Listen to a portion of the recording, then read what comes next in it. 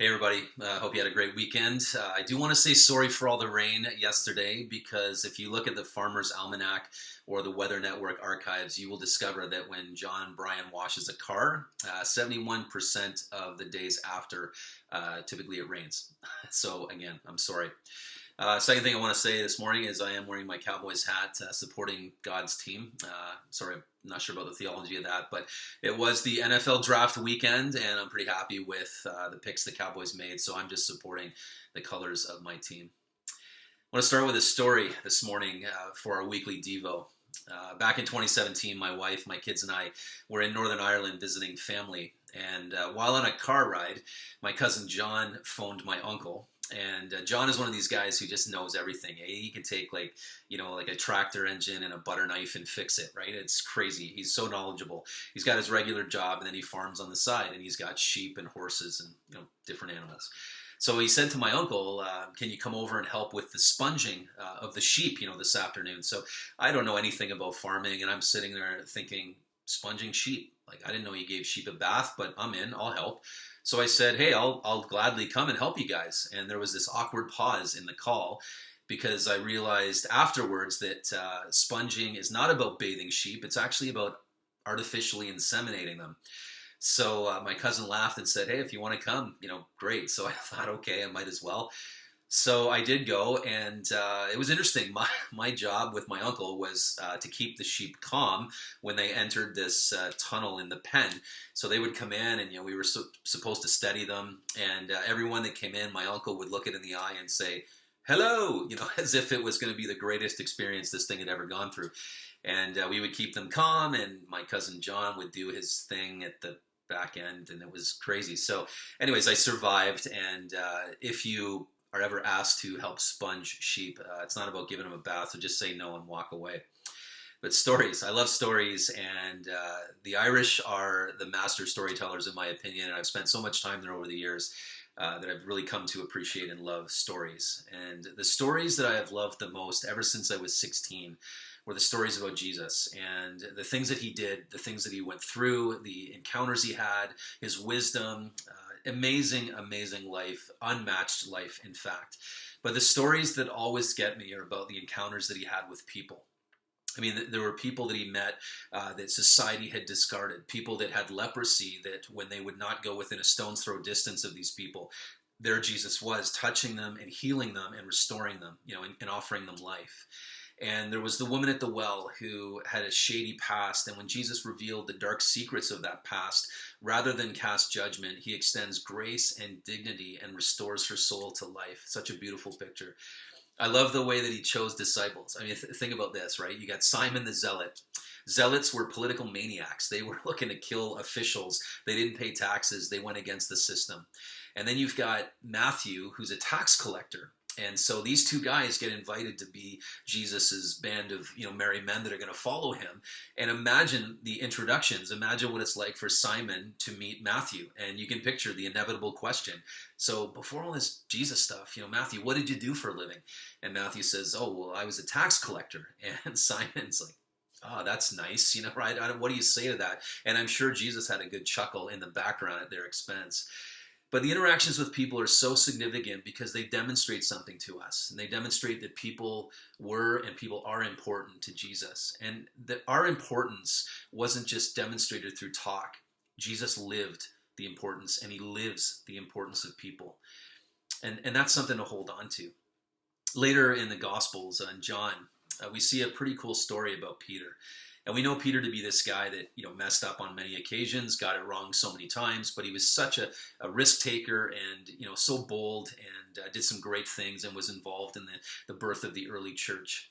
And there was an occasion during Jesus' trial where he was questioned 3 times on whether he knew Christ. And in every time he faced that question, he would say, no, I don't know the man. And Jesus had predicted this betrayal and in fact told Peter that on that 3rd time you'll hear a rooster crow. And when he betrayed Jesus and denied him, for the 3rd time, he heard that rooster crow and he went off in shame, probably very brokenhearted. And it's later on in John's gospel, right near the end, chapter 21, we see this amazing breakfast by the beach where Jesus, post-resurrection, so he's come back to life and he's revealed himself to his disciples.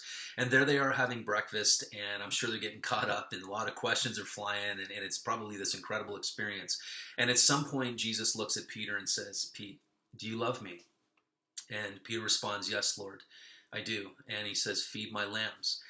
And then a second time, Jesus asks Peter, Peter, do you love me? And Peter responds, yes, Lord, I love you. And Jesus says, then feed my sheep. And then there's a third time. And I don't know if the questions came bang, bang, bang, or if there was a little bit of conversation in between. But Jesus says to Peter a third time, do you love me?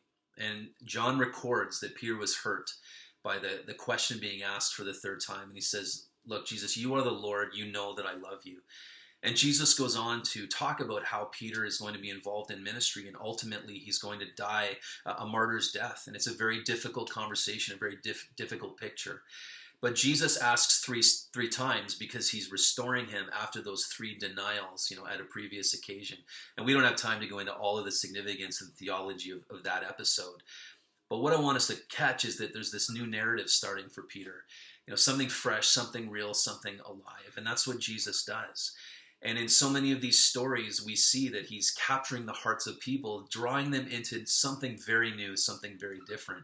For Simon the Zealot, the political maniac, and Matthew the tax collector, right? Opposites, polar opposites of how they would view the world. And yet they came together. And the reason they were able to do that is because the new lens they were looking through was following Christ and looking to glorify him. And ultimately, what was his call? It was to love God with everything we've got and to love our neighbor as ourselves. The power of the story of Jesus, the power of his person affecting the people around him. When I was 16 years old, I stood on the floor of Copps Coliseum, an arena in Hamilton, Ontario, and I stood amongst a sea of people, having heard this guy named Billy Graham talk about life in Christ and purpose and meaning and all these different things. And I wasn't ultimately convinced at that point, but I stood there and I said this. I said, God, if you're real and you have a plan for my life, then I need to know what it is. And that began a journey for me. And that began, these steps of understanding, just that life can be different. Life can have purpose. And as I grew, I came to that place of recognizing that I need to give up sin. I need to lay down these things. I need to ask forgiveness. I need to say, God, be Lord of my life. Lead me. I want to live like Jesus. And certainly hasn't been easy, but it's been the best way for sure, through a lot of ups and downs. John 3:16 is one of those verses that is so well known and probably the most quoted in all of Scripture. And it says this, for God so loved the world that he gave his one and only Son, that whoever believes in him will not perish but have everlasting life. And that's an opportunity given to you and to me. And my prayer for you is that part of the story, the main part of the story of Jesus, him coming, stepping into humanity and offering his life for us that we could be free from sin and find the abundant life that he promised. My prayer for you is that you get that, is that you press into that, is that you embrace that. And if you haven't as of yet, man, I'd love to again have that conversation. But the power of the story of Jesus, particularly how he has impacted the lives of countless people. Going back to the Gospel of John, John actually says at the tail end of the Gospel, he says this, that Jesus did many other things.